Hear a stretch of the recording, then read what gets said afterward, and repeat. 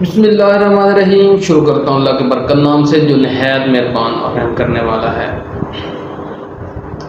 पाकिस्तान के election commission की जानिब से सुबह पंजाब के इलेक्शन मुलतवी करने के बाद मुल्क की सूरत हाल काफ़ी तब्दील हो गई है। मुल्क में सियासी इंतशार और सियासी बेयकीनी की कैफियत में इजाफा होता नज़र आ रहा है।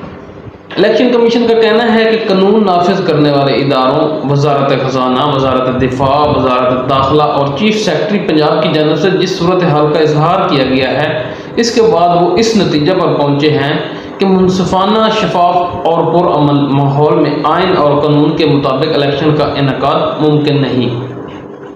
ताहम इलेक्शन कमीशन के इस फैसले के खिलाफ तहरीक इंसाफ की जानिब से तनकीद तो सामने आई ही है, लेकिन मुतअद्दिद कानूनदान और तजर्बाकार भी इसे आइन और सुप्रीम कोर्ट के खिलाफ वर्जी करार दे रहे हैं। ताहम वफाकी हुकूमत की जानिब से वज़ीर दाखिला राना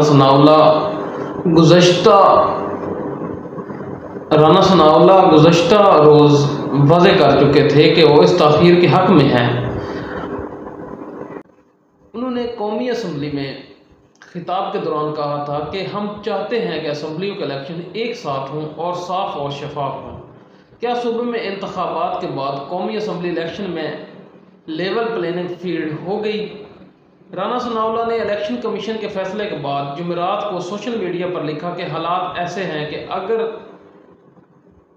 तदब्बुर और दनाई से फैसला ना हुआ तो फसाद, अनारकी और अफरा तफरी फैलेगी, सियासी और मुआशी इस्तेहकाम नहीं आएगा।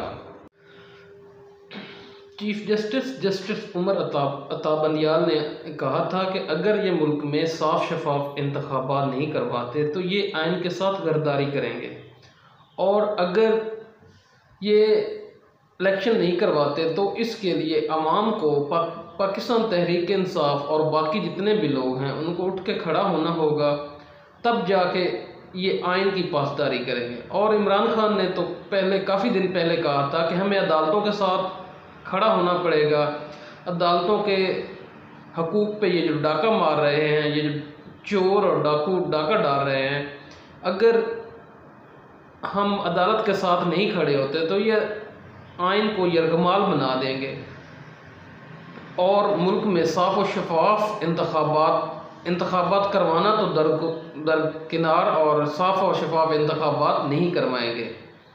इसलिए हमें अदालतों के साथ खड़ा होना होगा और आइन की पासदारी करवानी हम सब का फ़र्ज़ है। इसके लिए हम सब को खड़ा होना ज़रूरी है।